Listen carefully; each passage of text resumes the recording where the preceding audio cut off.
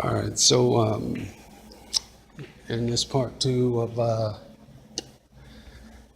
after the theft, they had asked me to step outside there and never let me back inside. They said, "Can you step outside here for just a second?" And so that was lie number one out of many that day.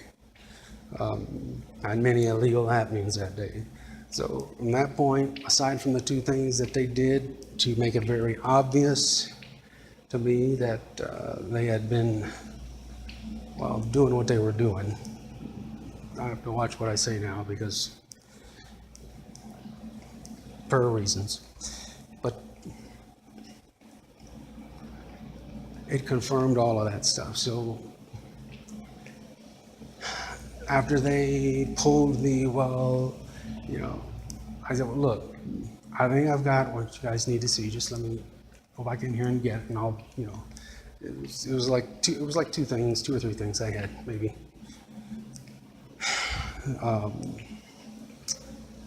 That I wanted to show them that was pretty much, at least that day, was going to prove I wasn't going anywhere, and I shouldn't, and I should still be there. Me and my family, everybody should still be there. I mean, it's just, anyway, they wouldn't let me back in the house to do that.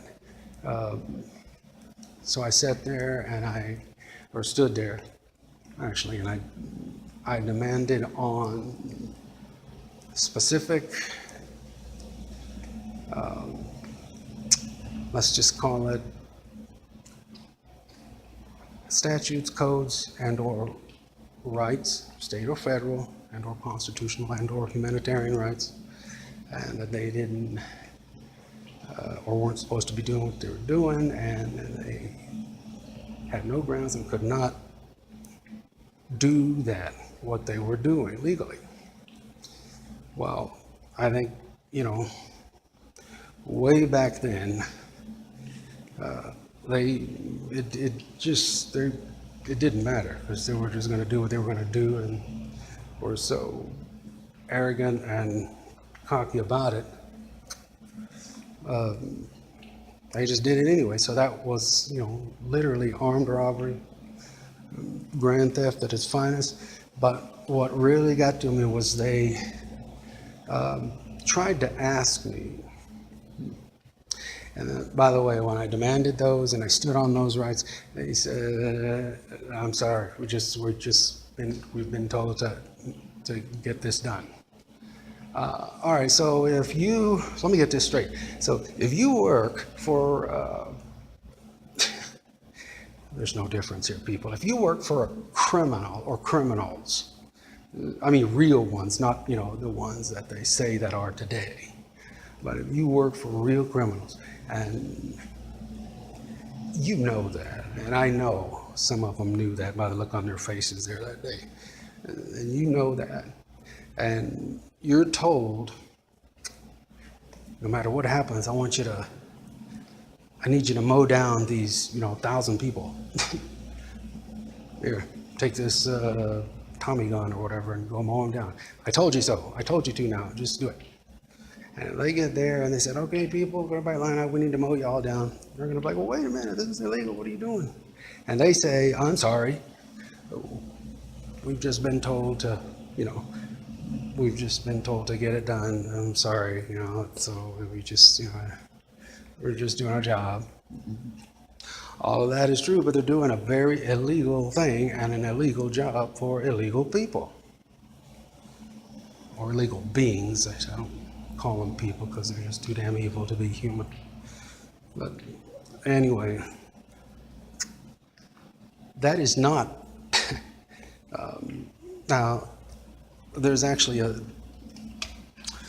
psyche to that, and it doesn't work on maybe half the people, the victims, but it does work on all of the co-workers.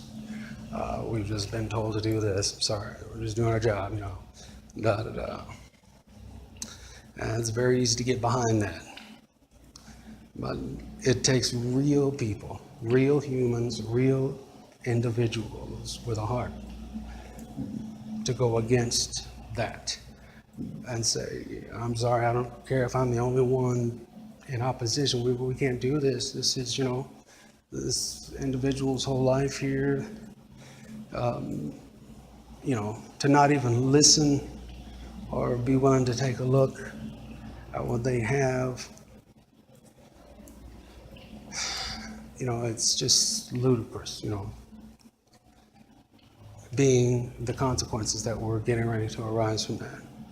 So anyway, the thing that really got to me though was they had asked me, well, all right, everything's in past tense now. I'm still standing there at the front, right in front of the front door.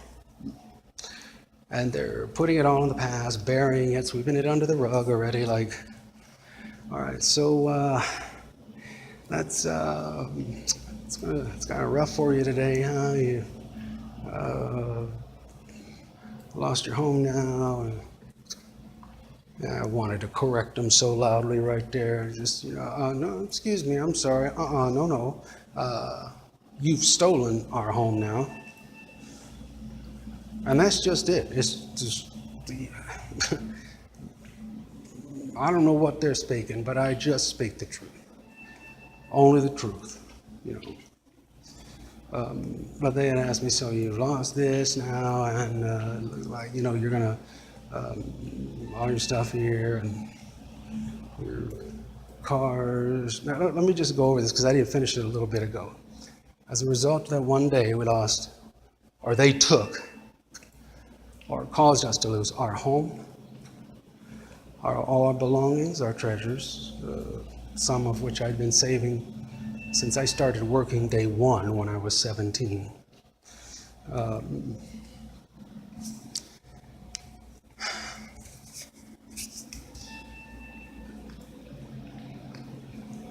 All of our cash, our bank accounts, our online accounts. Now, keep in mind, this is right after the day of which I had inquiringly reported what I had found, because I just had to make sure that I was hearing this right, because if it were true, which I found out very quickly one day later when they came to do all this stuff, ironic, huh, when it's like the next day,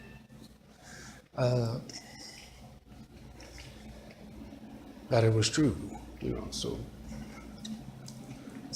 our home, all of our belongings and or our treasures, as I like to call them, well, as they were actually, because a lot of stuff's not replaceable. Like, you've got, young pictures, baby pictures in there, other valuables, and I don't even want to go into it. But cash, bank accounts, online accounts, our cars,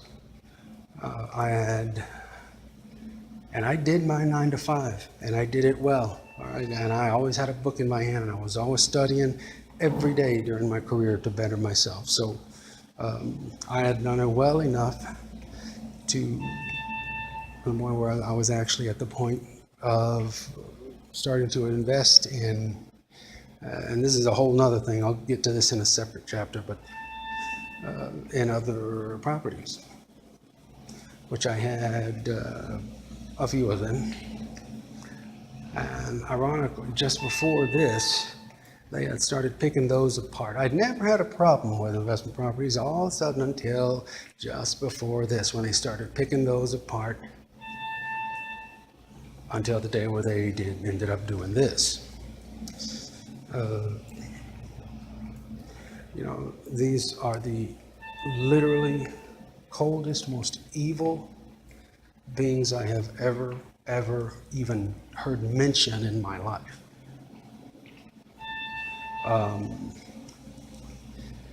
They even, as a result of this one day, besides all of that other stuff, even our cars,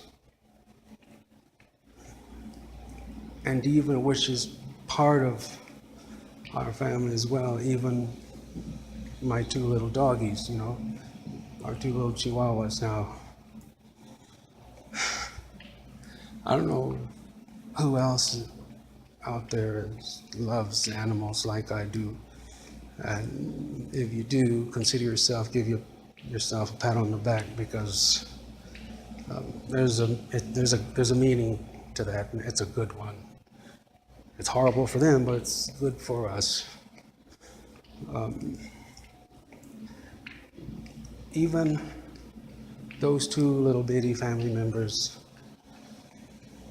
of mine, and the worst part of it all, out of this one day, was that since that day, I was involuntarily separated from my family until this very day. We're almost going on 6 years later now. What would you do? Ask yourself, if you lost all of that in one day, would you still be here? And I haven't even begun to mention everything else that was done to me. We're just getting started. So, but on top of all of that, and I'm standing out there in front of the front door, they started saying, well, you've lost all this and that and this and that now, and I'm still standing there. They asked me, well, do you feel like you need to go to the hospital? Feel like you need to, I'm like, the hospital for what?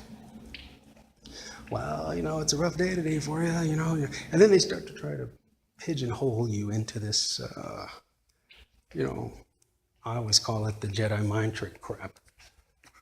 Excuse my language. I don't know. To everybody else, it's the sixth one. To me, it's the third one. It's, was it the Star Wars Return of the Jedi? What it was.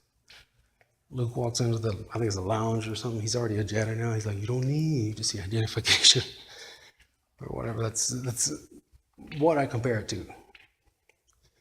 Well, that crap doesn't work on me because I'm always focused on same thing they are, what they're trying to do. So I said, no, I don't need to go to any damn hospital. You guys aren't supposed to be doing this. You know that, I know that, and if you'll just give me 2 seconds, somebody can come with me. We can go back in there and I will show you what you need to see. Now, I know there's probably some people out there going, well, why don't you just, show them that earlier? Well, because there was, there was 2 or 3 hours, maybe there was something that I didn't have up until the day before. But I knew I would have it, and then I also knew that by displaying that, it would pretty much put a stop to it. The problem is, I think they knew that too, because they knew exactly what everything we said, did. They knew, because they had illegally been surveilling, I'm sorry. So, and they would interrupt you and cut you off and say, oh, I'm sorry, no, we can't do that, none of that. We've just been told. Again, remember that I was told, we've been told. I was told. Yeah, that's a cop-out. Don't ever accept that. No, none of that. I'm sorry, we were just told to execute this and that's it, whatever. But they were literally just committing armed robbery.